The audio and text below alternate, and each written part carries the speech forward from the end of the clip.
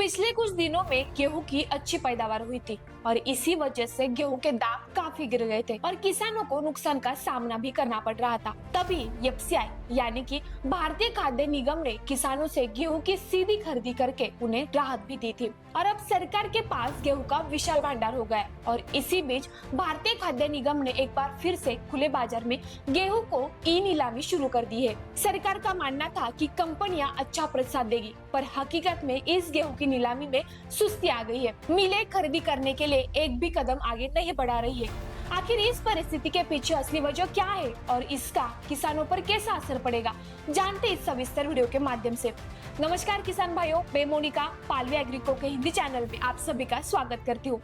दोस्तों, इस समय भारत के पास गेहूं का बम्पर स्टॉक मौजूद है। सरकारी गोदाम भरे हुए हैं और सरकार ओपन मार्केट सेल स्कीम यानी कि OMSS के तहत गेहूं बेच रही है। मकसद साफ है कि बाजार में सप्लाई बनी रहे, कीमतें काबू में रहे और आटा मैदा महंगा ना हो। पर सरकार गेहूं बेच रही है, नीलामी हो रही है, लेकिन आटा मिले और प्रोसेसर उसमें ज्यादा दिलचस्पी नहीं दिखा रहे। नीलामी में जितना गेहूं ऑफर किया जा रहा है उसका बड़ा हिस्सा बिना बिके रह जा रहा है। अब सवाल ये उठता है कि आखिर मिले सरकारी गेहूं को क्यों नहीं खरीद रही? क्या उन्हें जरूरत नहीं है? तो असल वजह इससे कई ज्यादा गहरी है। मिले हमेशा सिर्फ गेहूं की कीमत नहीं देखते, बल्कि पूरा खर्चा देखती है। सरकारी गेहूं खरीदने के बाद ट्रांसपोर्टेशन, टैक्स, स्टोरेज और प्रोसेसिंग का खर्चा जुड़ जाता है। जब ये सारी लागत जोड़ते तो मिलों को लगता है कि उन्हें बाजार से या निजी व्यापारियों से गेहूं लेना ज्यादा सस्ता पड़ रहा है। यानी कि सरकारी गेहूं सस्ता जरूर दिखता है, लेकिन मिलों तक पहुंचते पहुंचते महंगा हो जाता है। दूसरी तरफ ओपन मार्केट में गेहूं की सप्लाई पहले से मौजूद है। निजी व्यापारी, थोक विक्रेता और कुछ किसान सीधे बाजार में गेहूं बेच रहे हैं।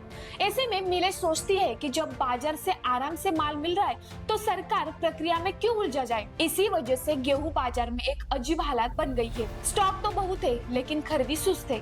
सरकार बेचने को तैयार है, लेकिन खरीदार पीछे हट रहे हैं। गेहूं के उलट सरकार ने चावल की बिक्री में रिकॉर्ड बनाए। चालू वित्त वर्ष में अब तक OMSS राज्यों को आवंटन, इथेनॉल निर्माण और भारत राइस पहल के जरिए रिकॉर्ड 8 मिलियन टन चावल बाजार में उतारा गया है।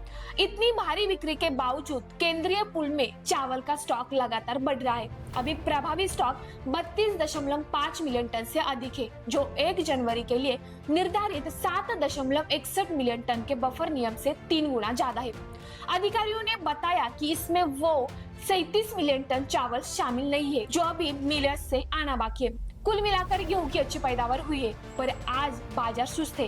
लेकिन हालात कभी भी बदल सकते हैं और यही वजह है कि किसान, व्यापारी और उपभोक्ता तीनों को गेहूं बाजार की हर चाल पर नजर रखनी होगी, क्योंकि खेती सिर्फ फसल उगाने तक सीमित नहीं है, तो वो किसान की किस्मत भी तय करती है। तो किसान भाइयों, आपको इस विषय पर क्या लगता है, हमें कमेंट में जरूर बताएं। साथ ही इस वीडियो को लाइक करें, शेयर करें और पालवे एग्री को हिंदी चैनल को सब्सक्राइब करना ना भूलें। धन्यवाद।